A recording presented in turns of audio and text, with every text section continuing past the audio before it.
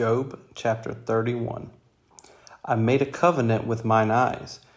Why then should I think upon a maid? For what portion of God is there from above? And what inheritance of the Almighty from on high? Is not destruction to the wicked, and a strange punishment to the workers of iniquity?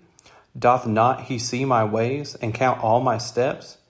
If I have walked with vanity, or if my foot hath hasted to deceit, let me be weighed in an even balance, that God may know mine integrity.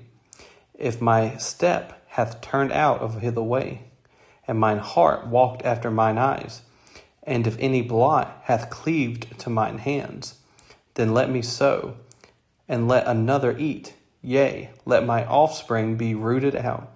If mine heart have been deceived by a woman, or if I have laid wait at my neighbor's door, then let my wife grind unto another, and let others bow down upon her. For this is an heinous crime, yea, it is an iniquity to be punished by the judges. For it is a fire that consumeth to destruction, and would root out all mine increase. If I did despise the cause of my manservant, or of my maidservant, when they contended with me, what then shall I do when God riseth up? And when he visiteth, what shall I answer him? Did not he that made me in the womb make him? And did not one fashion us in the womb? If I have withheld the poor from their desire, or have caused the eyes of the widow to fail, or have eaten my morsel myself alone, and the fatherless hath not eaten thereof. For from my youth he was brought up with me, as with a father, and I have guided her from my mother's womb. If I have seen any perish for want of clothing, or any poor without covering, if his loins have not blessed me, and if he were not warmed with the fleece of my sheep, if I have lifted up my hand against the fatherless, when I saw my help in the gate, then let mine arm fall from my shoulder blade, and mine arm be broken from the bone. For destruction from God was a terror to me, and by reason of his highness I could not endure. If I have made gold my hope, or have said to the fine gold, Thou art my confidence, if I rejoiced because my wealth was great, and because mine hand had gotten much, if I beheld the sun when it shined, or the moon walking in brightness, and my heart hath been secretly enticed, or my mouth hath kissed my hand, this also were an iniquity to be punished by the judge, for I should have denied the God that is above. If I rejoiced at the destruction of him that hated me, or lifted up myself when evil found him, neither have I suffered my mouth to sin by wishing a curse to his soul. If the men of my tabernacle said not, Oh, that we had of his flesh, we cannot be satisfied. The stranger did not lodge in the street, but I opened my doors to the traveler. If I covered my transgressions as Adam, by hiding mine iniquity in my bosom, did I fear a great multitude, or did the contempt of families terrify me, that I kept silence and went not out of the door? Oh, that one would hear me. Behold, my desire is that the Almighty would answer me, and that mine adversary had written a book. Surely I would take it upon my shoulder, and bind it as a crown to me. I would declare unto him the number of my steps, as a prince would I go near unto him. If my land cry against me, or that the furrows likewise thereof complain, if I have eaten the fruits thereof without money, or have caused the owners thereof to lose their life, the thistles grow instead of wheat, and cockle instead of barley. The words of Job are ended. Chapter 32. So these three men ceased to answer Job, because he was righteous in his own eyes. Then was kindled the wrath of Elihu, the son of Barachel, the Buzite, of the kindred of Ram. Against Job was his wrath kindled, because he justified himself rather than God. Also against his three friends was his wrath kindled, because they had found no answer, and yet had condemned Job. Now Elihu had waited till Job had spoken, because they were elder than he.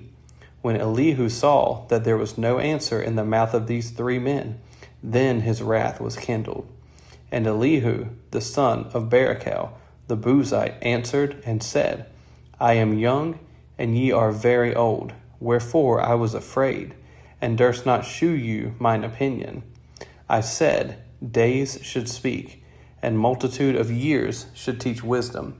But there is a spirit in man, and the inspiration of the Almighty giveth them understanding. Great men are not always wise, neither do the aged understand judgment. Therefore I said, hearken to me, I also will shew mine opinion. Behold, I waited for your words, I gave ear to your reasons, whilst ye searched out what to say. Yea, I attended unto you, and behold, there was none of you that convinced Job, or that answered his words. Lest ye should say, we have found out wisdom. God thrusteth him down, not man. Now he hath not directed his words against me, neither will I answer him with your speeches. They were amazed. They answered no more. They left off speaking. When I had waited, for they spake not, but stood still, and answered no more. I said, I will answer also my part. I also will shew mine opinion, for I am full of matter. The spirit within me constraineth me. Behold, my belly is as wine which hath no vent. It is ready to burst like new bottles. I will speak that I may be refreshed. I will open my lips and answer.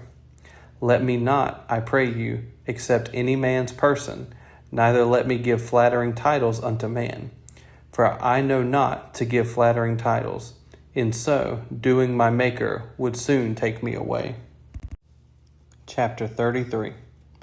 Wherefore, Job, I pray thee, hear my speeches, and hearken to all my words. Behold, now I have opened my mouth. My tongue hath spoken in my mouth. My words shall be of the uprightness of my heart, and my lips shall utter knowledge clearly. The Spirit of God hath made me, and the breath of the Almighty hath given me life.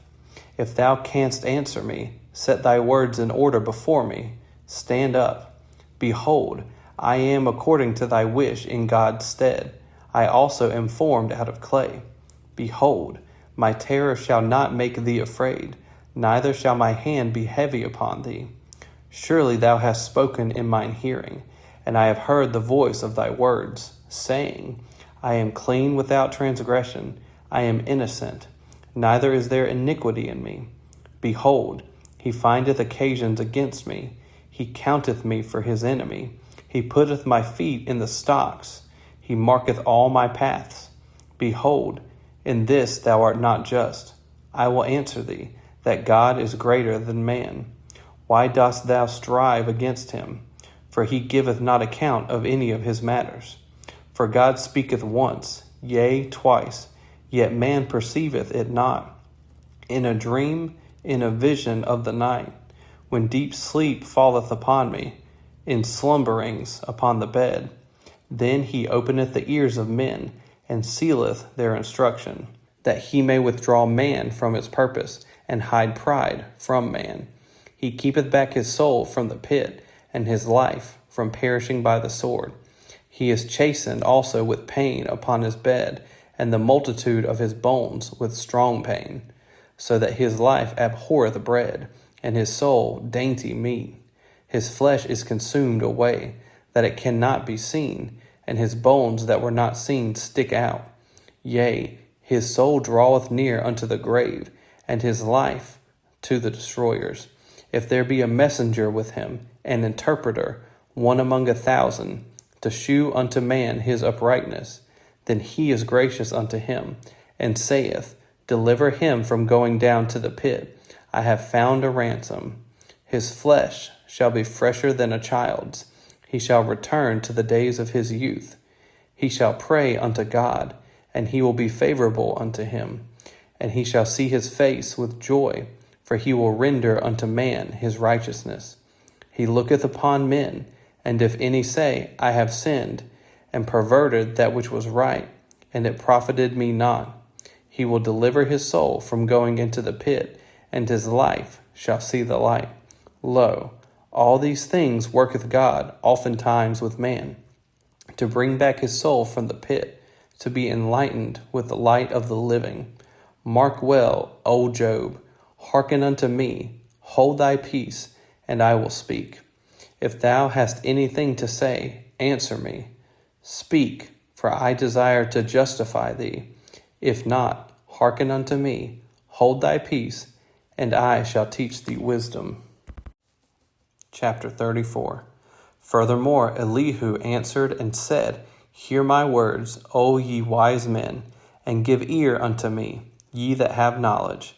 For the ear trieth words, as the mouth tasteth meat. Let us choose to us judgment. Let us know among ourselves what is good. For Job hath said, I am righteous, and God hath taken away my judgment.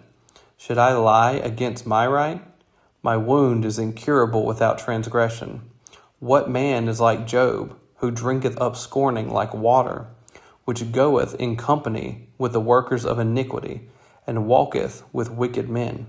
For he hath said, It profiteth a man nothing that he should delight himself with God. Therefore hearken unto me, ye men of understanding. Far be it from God that he should do wickedness, and from the Almighty that he should commit iniquity.